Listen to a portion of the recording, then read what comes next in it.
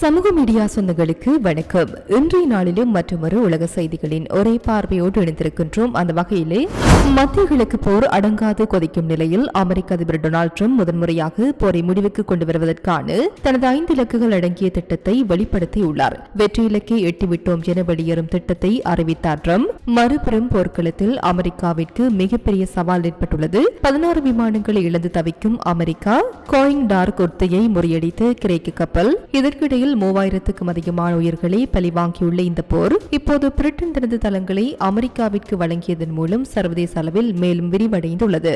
ஏவுகணை மழை பொழியும் வளைகுடாவின் இன்றைய முழுமையான கள நிலவரங்களை தற்போது விரிவாக பார்ப்போம். Fourth Monkey Connect launching soon.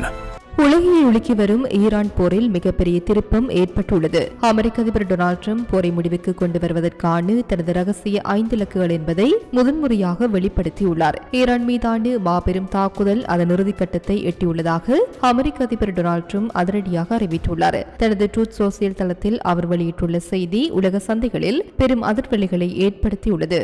America நிறைவேற்றுவதற்கு மிக அருகில் உள்ளதாக ட்ரம்ப் குறிப்பிட்டுள்ள அந்த 5 முக்கிய நோக்கங்கள் இதோ: ஏவுகணை திறன் அளிப்பு. ஈரானின் ஏவுகணைகள் மற்றும் அவை தொடர்பான அனைத்து உள்கட்டமைப்புகளையும் முற்றிலுமாக செயலிழக்க செய்தல். பாதுகாப்பு தொழில் முடக்கம். ஈரானின் ராணுவ உற்பத்தியை தாங்கி நிற்கும் முதுகெலும்பான தொழிற்தளங்களை சிதைத்தல். கடற்படை மற்றும் வான்படை ஒழிப்பு. ஈரானின் கடற்படை, வான்படை மற்றும் விமான எதிர்ப்பு அமைப்புகளை போர்க்களத்திலிருந்து அகற்றுதல். அணுசக்தி தடை. ஈரான் ஒருபோதும் அணுசக்தி திறனை நெருங்காமல் இருப்பதை உறுதி செய்தல் மற்றும் மீறினால் சக்தி வாய்ந்த பதிலடி கொடுக்கும் திறனை தக்க வைத்தல். நட்பு நாடுகளின் பாதுகாப்பு. இஸ்ரேல், சவுதி அரேபியா, கத்தார், ஐக்கிய அரபு அமீரகம், பக்ரைன் மற்றும் குவைத் ஆகிய நட்பு நாடுகளுக்கு முழுமையான பாதுகாப்பை உறுதி செய்தல் என்பனவாகும். ட்ரம்பின் இந்த அறிவிப்பு போரிலிருந்து அமெரிக்கா கௌரவமாக வெளியேற துடிப்பதை காட்டுகின்றது. தற்போது ஒரு நாளைக்கு கிட்டத்தட்ட $2 பில்லியன் அமெரிக்கா செலவழித்து வருகிறது. இந்த நிதிச் சுமையை குறைக்கவும் தேர்தலுக்கு முன் வெற்றியை பறைசாற்றவும் ட்ரம்ப் இந்த வெளியேறும் உத்தியை கையில் எடுத்துள்ளதாக ஆய்வாளர்கள் கருதுகின்றனர். ட்ரம்பின் பதிவில் இந்த இலக்குகளை அடைய இவ்வளவு காலம் எடுக்கும் என்ற காலக்கெடு குறிப்பிடப்படவில்லை. நாங்கள் மிக அருகில் இருக்கின்றோம் என்று மட்டுமே அவர் கூறியுள்ளது ஈரானுக்கு கொடுக்கப்படும் ஒரு மறைமுக எச்சரிக்கையாகவும் பார்க்கப்படுகின்றது. ட்ரம்பின் இந்த அணுகுமுறை எதிரியை எப்போதும் அச்சத்திலேயே வைத்திருக்கும் ஒரு உளவியல் தந்திரம் என அரசியல் ஆய்வாளர்கள் தெரிவித்துள்ளனர்.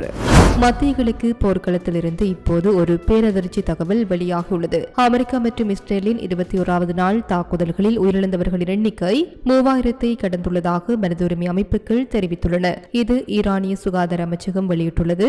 1444 என்ற பலி எண்ணிக்கையை விட 2 மடங்கு அதிகமாகும். பிப்ரவரி 28 முதல் இன்று வரை 3220 பேர் கொல்லப்பட்டுள்ளதாக அமெரிக்காவை தளமாக கொண்டு HRANA செய்தி நிறுவனம் பகிர் தகவலை வெளியிட்டுள்ளது. கள அறிக்கைகள், உள்ளூர் தகவல்கள், மருத்துவமனை ஆவணங்கள், சமூக வலைதளங்களில் பகிரப்படும் காணொளிகள் மற்றும் அதிகாரப்பூர்வ அறிக்கைகளின் அடிப்படையில் இந்த தரவுகள் தொகுக்கப்பட்டுள்ளதாக HRANA அமைப்பு விளக்கியுள்ளது. இருப்பினும் போர் சூழல் காரணமாக இந்த புள்ளி விவரங்களை சுயாதீனமாக சரிபார்ப்பதில் சிக்கல்கள் நீடிக்கின்றன. குடியிருப்பு பகுதிகள் அதிகளவில் இலக்கு வைக்கப்படுகின்றனவா? ஈரான் அரசு ஏன் குறைந்த எண்ணிக்கையை தெரிவிக்கின்றது? உயிரிழப்புகள் அதிகரிப்பது அமெரிக்காவிற்கு உலக அளவில் நெருக்கடியை ஏற்படுத்துமா என்ற கேள்வி எழுகின்றது. தொடர்ச்சியாக தாக்குதல்களால் மருத்துவமனைகள் நிரம்பி வழிகின்றன. மருந்துகள் மற்றும் அத்தியாவசிய தேவைகளுக்கான தட்டுப்பாடு அதிகரித்துள்ளதால் காயமடைந்தவர்களின் நிலைமையும் கவலைக்கிடமாக உள்ளது. குழந்தைகள் மற்றும் அப்பாவி பொதுமக்கள் கொல்லப்படுவது சர்வதேச மனித உரிமை சட்டங்களின் அப்பட்டமான மீறல் என சமூக ஆர்வலர்கள் கண்டனம் தெரிவித்து வருகின்றனர்.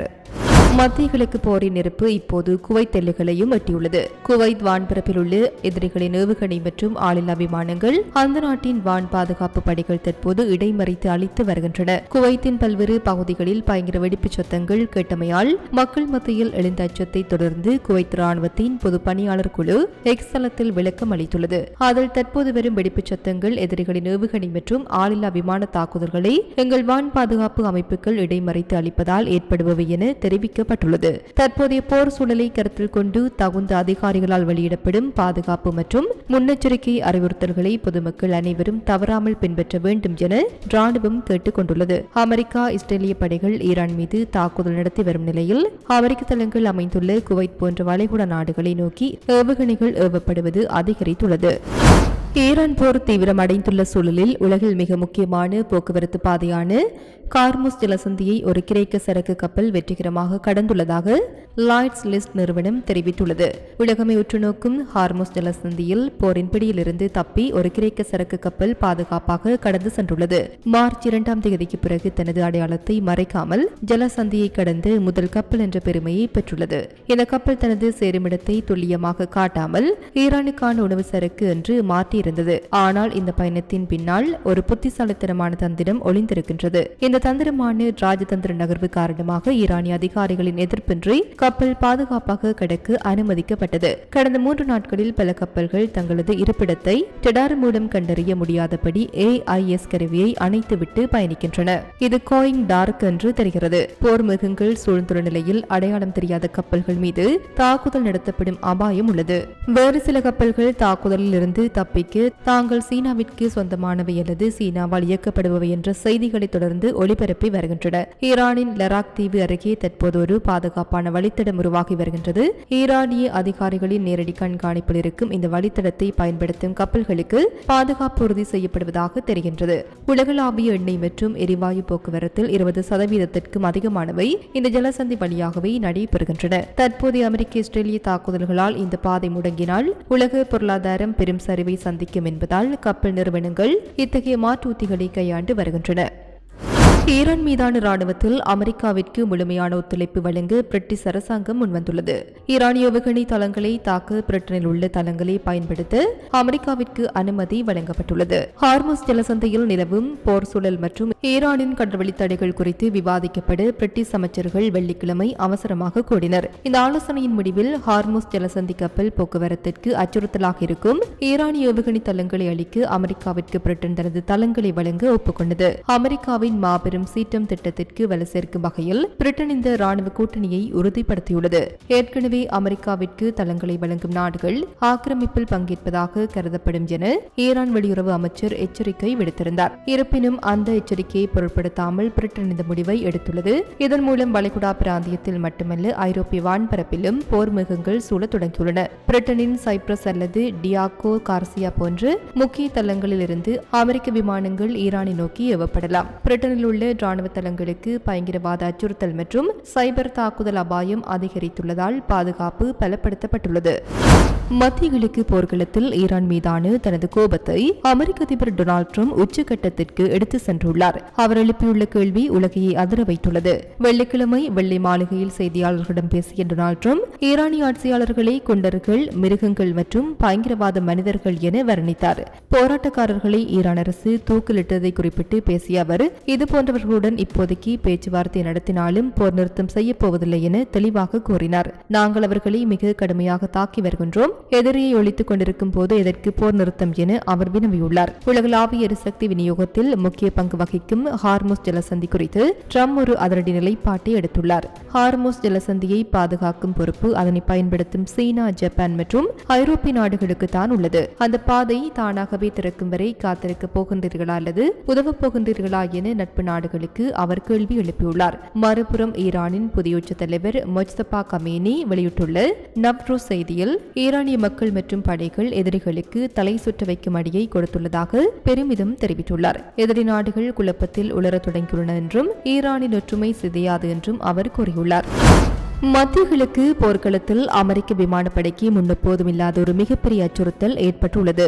அமெரிக்கா ஈரான் போரில் 22வது நாளில் அமெரிக்க விமானப்படையின் முதுகெலும்பாக கருதப்படும் F-35 மின்னல் 2 ரக போர் விமானம் ஈரானிய தாக்குதலுக்கு உள்ளாகியுள்ளதாக தகவல்கள் வெளியாகியுள்ளன. ஈரானின் இஸ்லாமிய புரட்சிகர பாதுகாப்பு படை வெளியிட்டுள்ள அறிக்கையின்படி ஈரானிய வான்வெளியில் அத்துமீறி நுழைந்து அமெரிக்காவின் F-35 விமானத்தை தனது வான் பாதுகாப்பு அமைப்பு வெற்றிகரமாக தாக்கியுள்ளது. இந்த சம்பவம் குறித்து அமெரிக்க அதிகாரிகள் தீவிர விசாரணை நடத்தி வருகின்றனர். ஒருவேளை இது உறுதிப்படுத்தப்பட்டால் தற்போதைய போரில் ஈரானால் தாக்கப்படும் முதல் F-35 விமானம் இதுவாகும். அதிகாரப்பூர்வமற்ற மற்றும் கள தகவல்களின்படி பிப்ரவரி 28 அன்று போர் தொடங்கியது முதல் இதுவரை தனது 16 போர் விமானங்கள் பல்வேறு காரணங்களால் அமெரிக்கா இழந்துள்ளதாக தெரிவிக்கப்பட்டுள்ளது. இதில் ட்ரோன் தாக்குதல்கள், இயந்திர கோளாறுகள் மற்றும் ஈரானிய ஏவுகணை தாக்குதல்கள் அடங்கும்.